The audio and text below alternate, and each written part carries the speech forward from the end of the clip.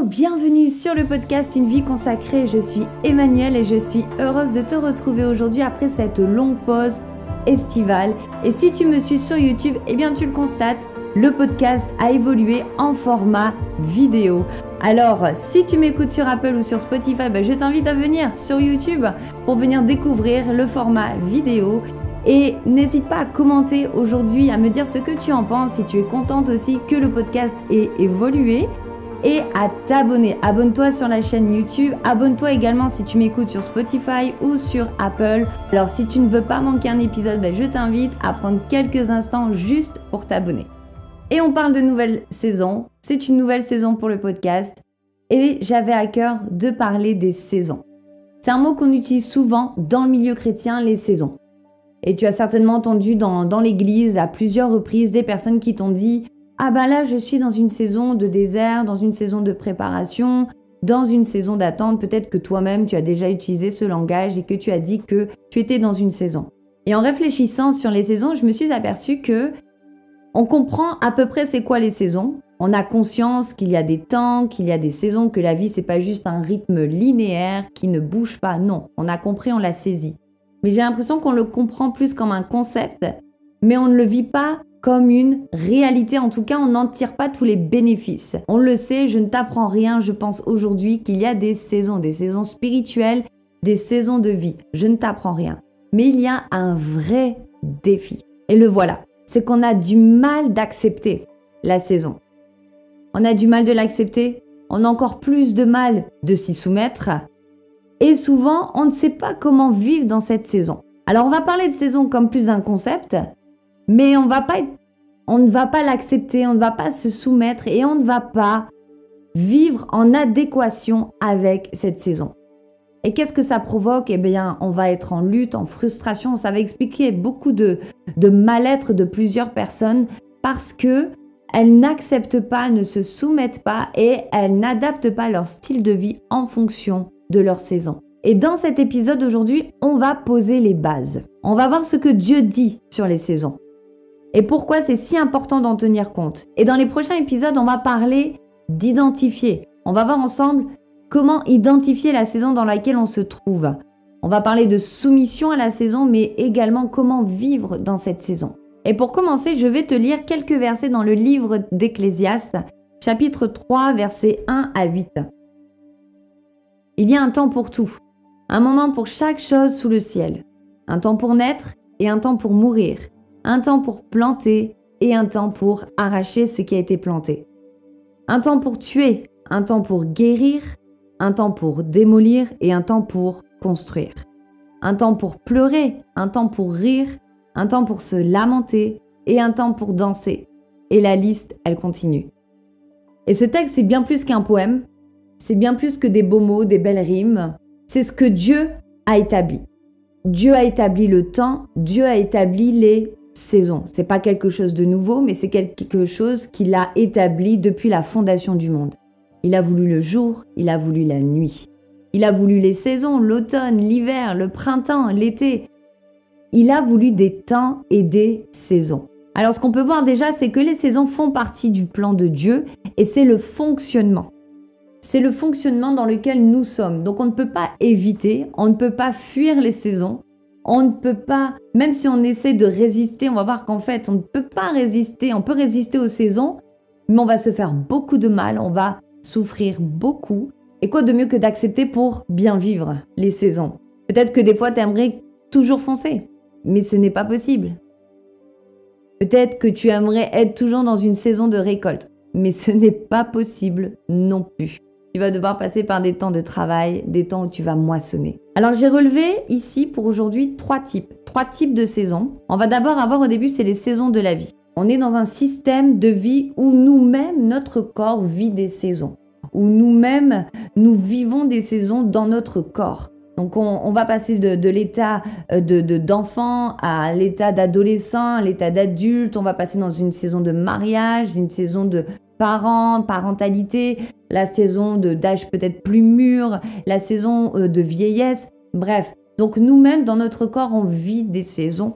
Et par ces saisons-là, En étant dans des saisons-là, on va déjà vivre de façon différente et on va adapter notre style de vie dans la saison dans laquelle on se trouve. Un célibataire ne pourra pas se comporter de la même manière lorsqu'il va se marier. Le célibataire va devoir adapter sa vie, adapter son code de conduite, adapter ses habitudes parce qu'il n'est plus célibataire mais il est marié. De même, un couple qui vient avoir des enfants va devoir s'adapter et développer de nouveaux codes de vie, développer une nouvelle façon de vivre, des habitudes nouvelles, refuser des choses, accepter des choses nouvelles. On s'adapte. Donc déjà dans notre corps et dans notre vie, on a ces saisons. Ensuite, on va avoir les saisons qui sont spirituelles. Donc on va avoir les saisons de préparation, donc plus de formation. On va avoir également les saisons de brisement, des saisons de renoncement, de mort à soi. Par exemple, moi j'ai vécu une saison de renoncement et de mort à soi, c'était en 2017-2018 et ça a été une saison de 2 ans. Donc en fait, ces saisons-là peuvent durer quelques mois, mais ça peut aussi durer des années.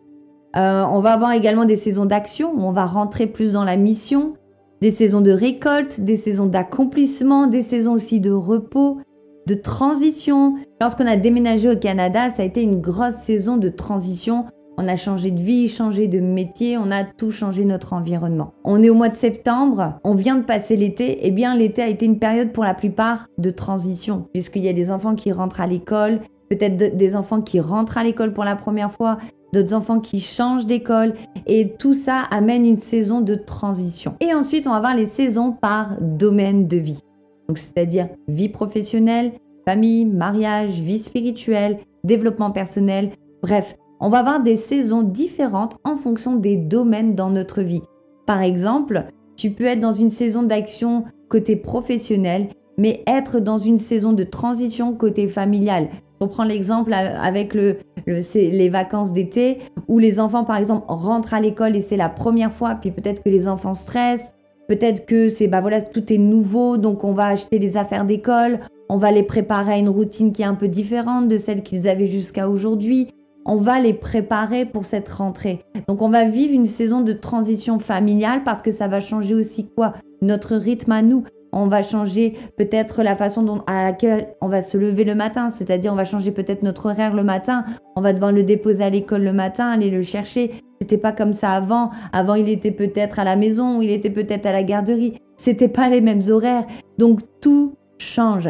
Donc, ça demande de réhabiliter, de changer notre routine, de changer notre quotidien et d'adopter de nouveaux codes. Et on va le voir juste après qu'il y a des codes. Et on voit en fait que dans chaque domaine, on peut avoir des saisons différentes.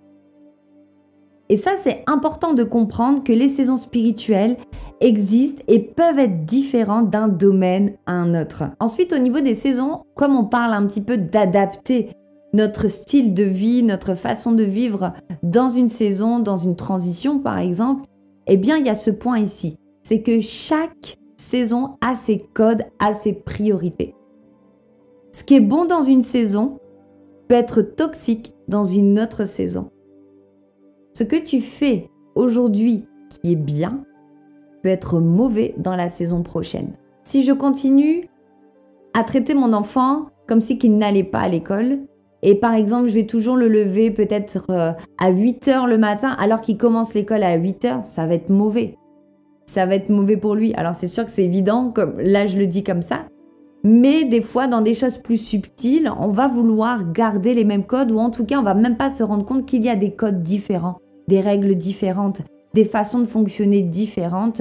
Et c'est ce qui peut engendrer chez toi aujourd'hui peut-être de la frustration, un malaise, peut-être même de la culpabilité parce qu'aujourd'hui tu sens qu'il y a de la résistance. Tu sens que c'est comme si qu'à chaque fois tu tapes un mur, il y a quelque chose qui ne va pas, il y a quelque chose qui n'aboutit pas, ça ne fonctionne pas et c'est frustrant, c'est fatigant, c'est décourageant. Eh bien peut-être que tu n'as pas identifié les codes qu'il fallait adopter dans cette saison. Tu n'as peut-être pas identifié ou mis à la bonne place les priorités de cette saison dans laquelle tu es actuellement. Est-ce que ça t'est déjà arrivé de te comparer à une femme ? Et je pense que oui. Nous toutes, on s'est déjà comparé à d'autres femmes. Mais combien de fois ça arrive que l'on se compare à des femmes qui ne sont pas dans les mêmes saisons, qui ne sont pas dans la même saison que nous. On va regarder une femme qui n'est pas dans la même saison que nous. Et donc, on va se sentir mal, on va ressentir un poids, on va jamais se sentir assez bien, jamais assez à la hauteur. Et pourquoi ça fonctionne pour elle et pourquoi ça ne fonctionne pas pour moi? Eh bien, peut-être que vous n'êtes simplement pas dans la même saison. Tout simplement, pourquoi forcer? Tu n'es pas encore dans cette saison. Et chercher à te comparer à une personne qui n'est pas dans cette saison-là, qui n'est pas dans la même saison que toi, bien c'est te torturer pour rien. Tu te fais du mal pour rien. Ça ne sert à rien et ce n'est pas ça qui fera que tu avanceras plus rapidement dans la saison à laquelle tu aspires. Alors on va se fatiguer, on va se culpabiliser la majeure partie du temps. De toute façon, la comparaison n'est jamais bonne. Elle n'est jamais bonne. On peut prendre du temps pour s'inspirer. On peut s'inspirer de femmes, on peut s'inspirer aussi de personnes qui sont dans la même saison que nous. On peut échanger et ça peut être aussi des partenaires avec nous, avec lesquels on peut échanger, discuter en fonction. Souvent, ça peut être plus difficile, c'est dans les saisons d'attente, les saisons de préparation, etc. Et il y a toujours une forme de réconfort ou de consolation quand on parle avec quelqu'un qui vit la même chose que nous, on se sent moins seul. Et ça, c'est bien. Mais arrêtons de nous comparer à des personnes qui ne sont pas dans la même saison. L'autre chose aussi que j'aimerais te dire aujourd'hui, c'est que ignorer sa saison, c'est vivre à contre-temps. Si tu ignores aujourd'hui la saison dans laquelle tu es, que ce soit ta saison large de vie, donc c'est-à-dire une saison peut-être spirituelle ou même une saison dans un domaine bien particulier, si tu l'ignores, tu vis à contre-temps. C'est-à-dire tu vas à l'encontre de cette saison. Tu vas te battre contre cette saison-là. Et souvent, on le fait par ignorance. On le fait parce qu'on n'a simplement pas identifié, on n'a pas pris le temps de se poser pour se poser les bonnes questions, se demander mais où est-ce que j'en suis actuellement? Comprendre la saison dans laquelle tu es aujourd'hui, ça va t'aider à mettre des bonnes limites, des limites saines, à savoir à quoi dire oui et à quoi dire non. Quelles sont les choses que tu dois retirer? Quelles sont les choses que tu dois garder? Quelles sont les choses pour lesquelles tu dois renoncer juste pour un temps parce qu'aujourd'hui c'est toxique, ça t'empêche d'accomplir le plan de Dieu. Et je veux pas que ça devienne compliqué les saisons. J'aime les choses qui sont simples. J'aime les choses simples, j'aime pas les détours, j'aime pas les trucs trop compliqués. Et donc j'aimerais te dire que c'est pas compliqué les saisons. Il y a rien de compliqué. Par contre, tu ne peux pas faire l'autruche à toujours ignorer les saisons. Tu ne peux pas avancer toujours dans l'ignorance. La parole dit que mon peuple périt faute de connaissance. Et peut-être aujourd'hui, tu péris dans un domaine. Peut-être que c'est dans le domaine des finances que tu péris, que c'est difficile, que tu n'arrives pas à sortir de ce cercle de dette et tu ignores en fait la saison dans laquelle tu es actuellement. Tu l'ignores, mais tu résistes. En fait, tu n'as pas envie de la voir. Tu n'as pas envie d'être face à la réalité de tes finances aujourd'hui. Parce que c'est peut-être un temps dans lequel tu dois justement économiser, que tu dois remettre à flot tes comptes. Mais parce que tu ignores ta saison, parce que tu ne veux pas regarder la saison, parce que tu ne veux pas accepter les codes de cette saison, eh bien, tu ne fais que t'endetter. Et aujourd'hui, peut-être, eh bien, c'est de l'anxiété. Il y a de l'anxiété qui est là. L'inquiétude est là. Tu dors mal. Ça ne va pas bien. C'est compliqué dans ta tête. Tout est brouillé. Tout est confus. Juste parce que tu ignores ta saison. Ou juste parce que tu refuses de te soumettre à cette saison. J'ai une bonne nouvelle pour toi aujourd'hui. Les choses peuvent changer. En reconnaissant, en identifiant la saison, en l'acceptant, en te soumettant et en réglant ta vie en fonction de la saison dans laquelle tu es, tu verras les choses changer. Et tu verras la main de Dieu sur ce domaine particulier dans lequel tu vis des défis. Tu sais, même Jésus a été soumis au temps du Père. Jésus a respecté les saisons du Père, on le sait. Il n'a pas commencé son ministère trop tôt, il a commencé son ministère à l'âge de 30 ans. Jusqu'à l'âge de 30 ans, il a été dans une saison de préparation. Une saison dans laquelle il est resté caché. Il est resté invisible aux yeux des hommes.